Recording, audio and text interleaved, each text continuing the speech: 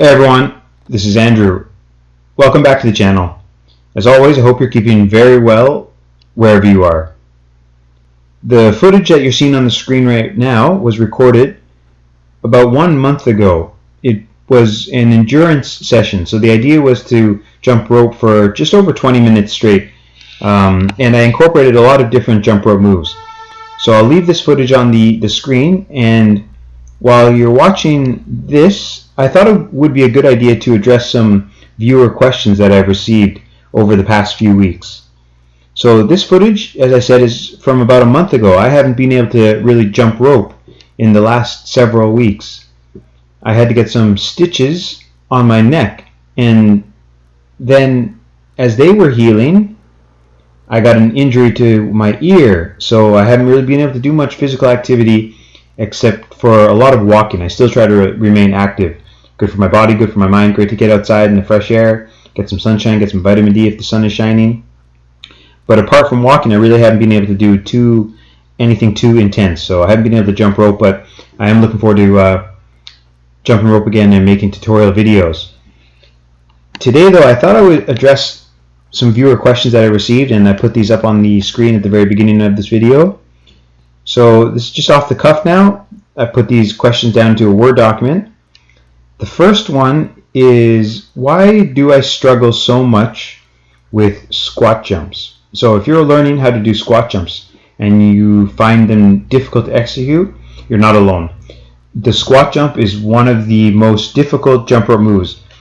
Maybe not necessarily in terms of skill, but definitely in terms of fitness. They are extremely exhausting. They really work the cardiovascular system, and they are really taxing for the thigh muscles especially, and they also work the lower legs as well. You need a strong body overall to execute squat jumps. Oftentimes you don't see people perform too many squat jumps in a row because they are so physically exhausting. In terms of actually executing the move,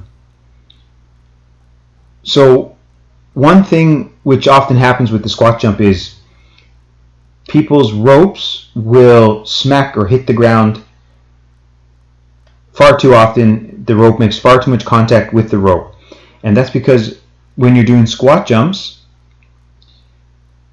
you want to keep the rope around chest height. When you go down into the squat, you don't want to keep the jump rope handles near your hips where you might normally have the rope when you're jumping rope. You want to keep your hands a little bit higher, around chest height, around shoulder height. So just doing that can make the squat jump a little bit easier to perform. So when you're swinging the rope for the squat jump, when you go down into a squat, try not to keep your hands too low, not around waist height, but you want to keep them a little bit higher, around chest height. That can make it easier to perform squat jumps. Another thing which you might not be aware of is, if you ever watch people do squat jumps, not all the time, but oftentimes they will shorten the length of their ropes.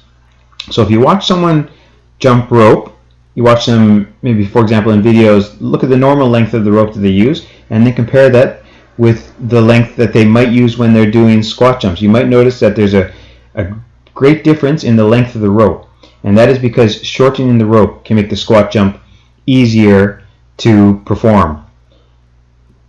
So because you go down into a squat position, if you use your normal length of rope, you need the rope is going to be quite long. So people will shorten the rope to make the move easier to perform. And if you don't have a shorter rope, it becomes all the more important not to keep your hands down low like you normally would by the hips. Instead, you want to keep them up by your chest. You want to keep them higher off the ground, because if your hands are low, the length of the rope is going to get even longer, which is why some people will shorten the ropes.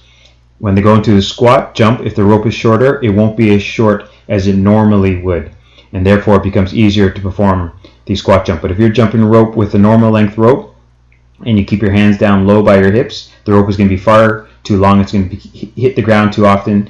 It's going to slow down the spinning of the rope, and it's just going to make the move far harder to execute. So you want to keep your hands higher up around chest height, or you could even practice using a shorter rope. And then when you get really good at the move, you can use your normal length of rope, but you just have to make sure you keep your hands higher up. Next question, why do I get so tired after just a minute or two of jump rope? Okay, so I got a little bit of a secret for you. The first few minutes to the first 10 or even 20 minutes of exercise tends to be the hardest, even for someone who's physically fit.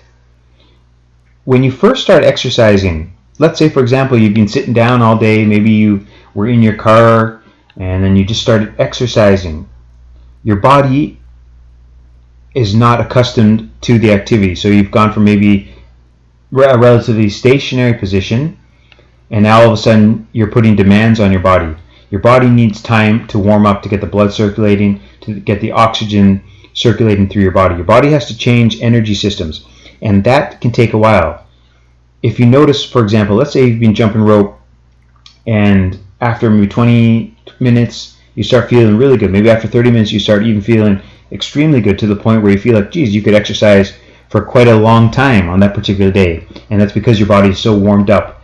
The muscles are getting the necessary oxygen, the energy that they need to perform the activity. But at the beginning of a workout, you might find yourself breathing quite hard, even if you're a very fit person.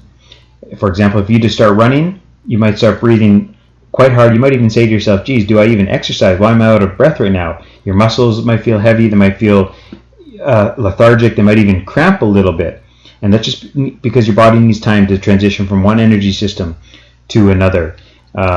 So if you get tired at the beginning of a workout, you're not alone. If you're new to jumping rope, you can expect that even more so. But once you've jumped rope for a while, not necessarily on a particular day, but once you have been jumping rope for, say, several weeks, several months, your fitness is going to improve. And you can expect sometimes fatigue at the beginning of a workout. Your body just needs time to warm up. So if, for example, if you're a fan of boxing, or you watch the UFC or boxers, you will notice if you see backstage footage before a fight, fighters will often warm up at a high level. Mike Tyson, for example, Floyd Mayweather, they work up a tremendous sweat even before going to the ring. And if you don't really watch fighting or martial arts often, you might be saying to yourself, why are they expending so much energy before they fight? They're doing so because to warm up their bodies, to get their bodies kind of acclimatized to what they're going to be doing soon. Having a great warm up makes it easier to perform at a higher level later on. So if you start working out and you feel some fatigue, you find it hard to breathe, you're not alone. Your body just needs some time to warm up. So you could begin with a slow warm up, maybe do some walking on the spot, some light jogging on the spot, some jumping jacks, and then begin your workout. You can start slower if you want, and then gradually pick up the pace. Number 3, who is one of your favorite boxers with a jump rope? Ooh, there are many. This one might surprise you though. Not only with the jump rope, but there are a lot of boxers. I'm lucky I grew up in a time with a lot of exciting boxers to watch. Mike Tyson, of course, Roy Jones Jr., Prince Nassim Hamed was an incredible entertainer in the ring, out of the ring.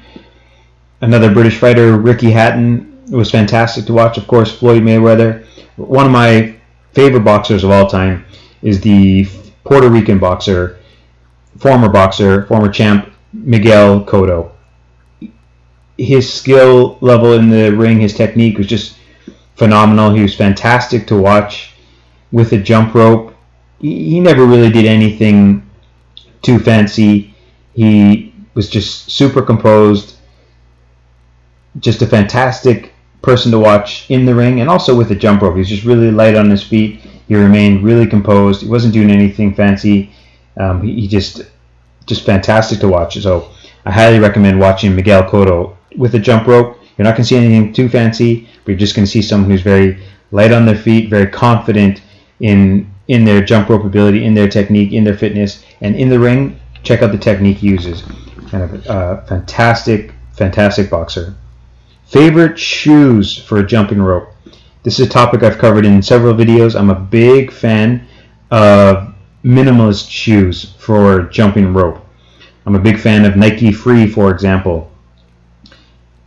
Shoes that have a sole that is extremely flexible, one that mimics basically your bare foot.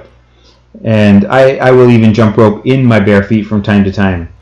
Humans, we didn't always have shoes, so I think we're well able to perform, walking, running, even jumping in our bare feet. But if you're new to jumping rope, if you're not accustomed to using or walking around in your bare feet or exercising your bare feet, it's something that you want to introduce gradually, and you want to make sure that the surface that you're jumping rope on or walking around on is free of kind of sharp objects or free of debris, just to kind of protect your feet. But favorite shoes, I love Nike minimalist shoes.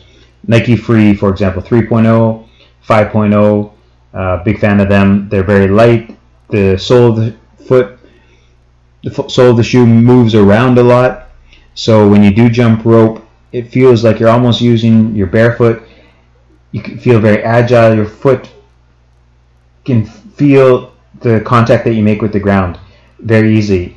If you wear a shoe with a sole that's very thick, you don't get the kind of feel factor of between your feet and the ground as much. So I like a shoe that has a very agile sole. Breathing during exercise. I'm a huge proponent of breathing, not only proper breathing, not only during exercise, but also at rest. I've read a lot about breathing.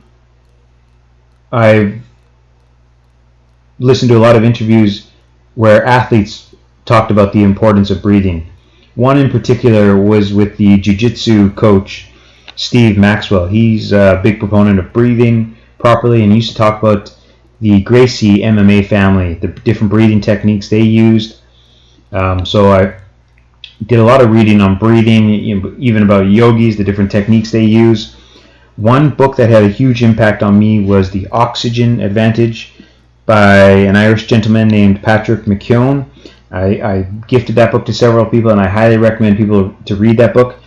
It's all about nose or nasal breathing, which has had a huge impact not only on my physical performance, but also my general well-being. Breathing through the nose at rest, when sleeping, and as much as possible during exercise. So at rest, like if we watch children, they will often breathe through their noses, and they breathe very quietly. You might just see their bellies move out and in. So I basically try to mimic that. That's something that's talked about in that book, and that others have talked about. Several fighters, Steve Maxwell, who I just mentioned. So at rest, I try to breathe using my nose, and I try to breathe quietly. During exercise too, I've ran several marathons, for example, ultramarathons, and I tended to breathe almost exclusively using my nose.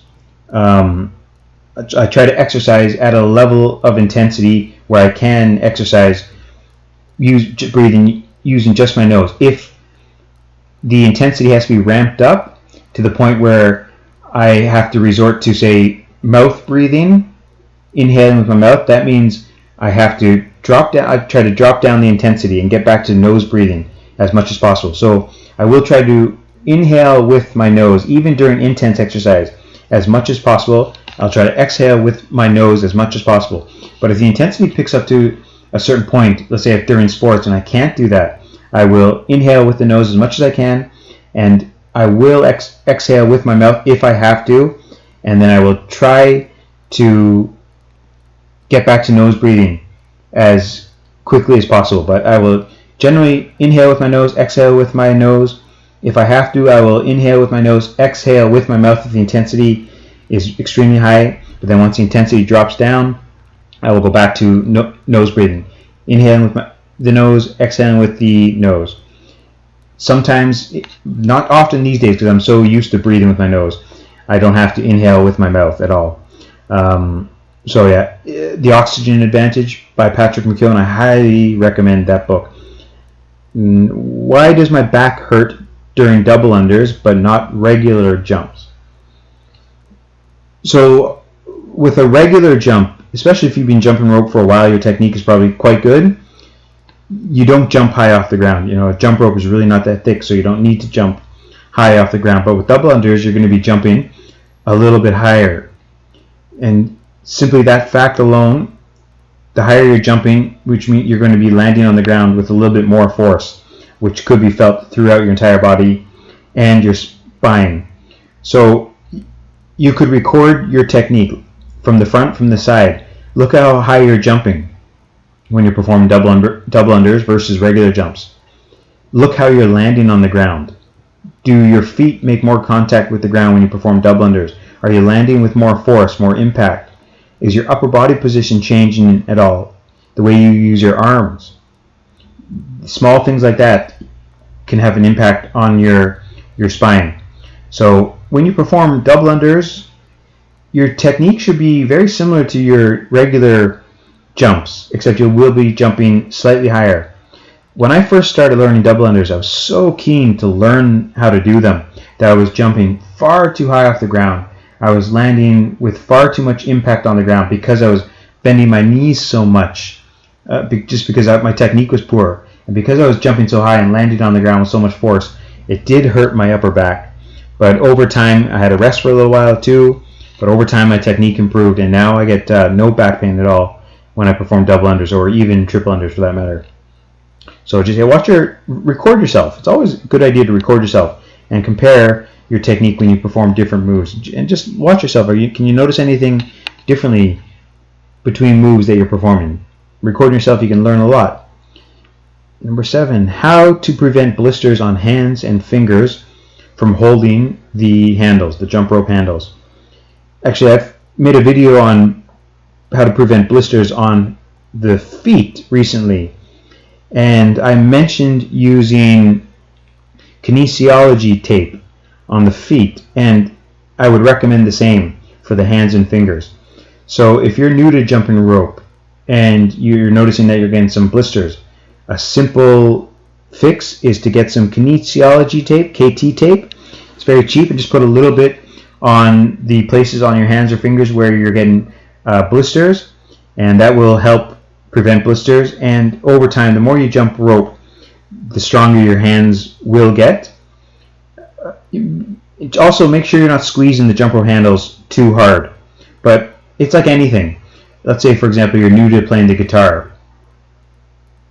Beginners, people who are learning how to play the guitar, they often notice that their fingertips get very sore. They even get blisters. That's because they're not used to the activity. They're not used to plucking or playing with the strings.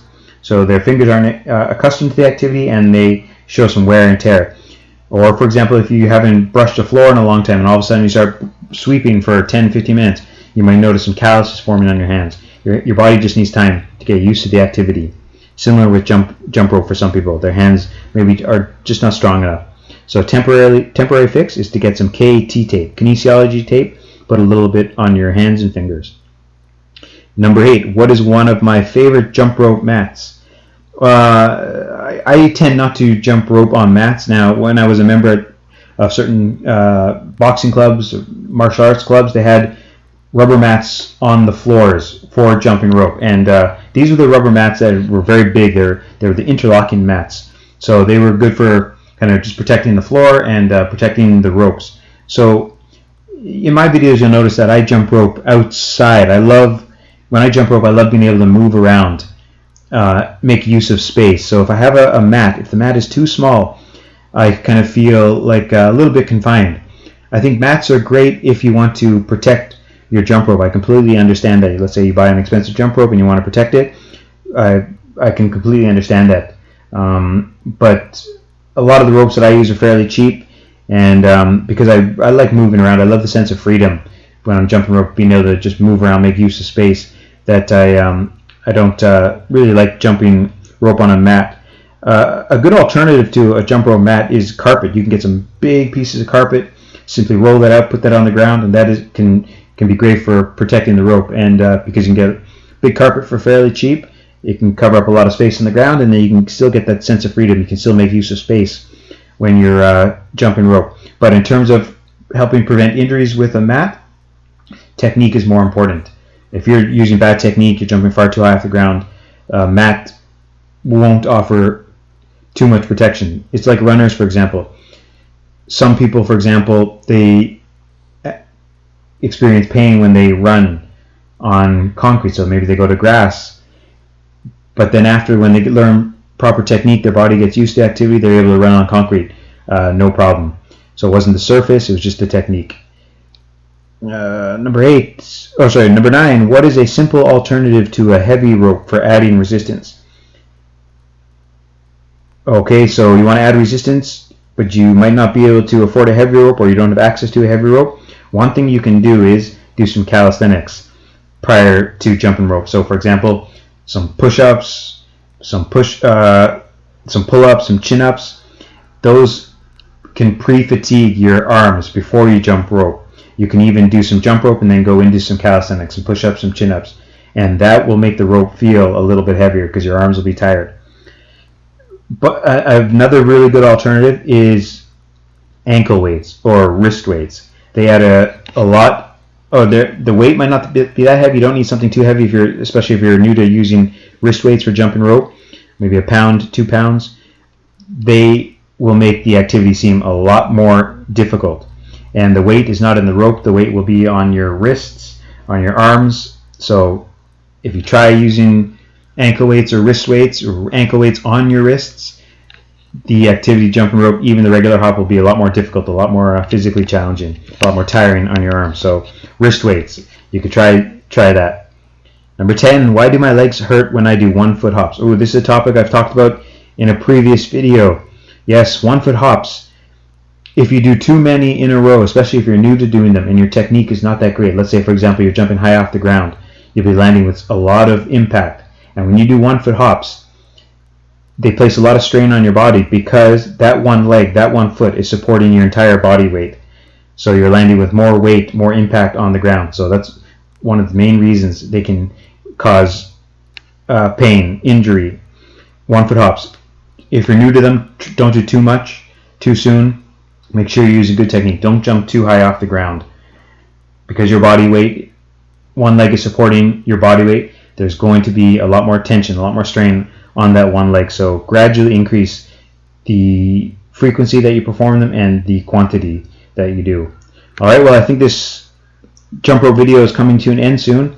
I hope you've enjoyed the footage and I hope you've enjoyed this kind of Q&A session. Alright, I really hope to see you all again soon, and I'm looking forward to jumping rope again soon myself and making more tutorial videos and workout videos. Alright, thanks for watching, everyone. See you again soon, hopefully.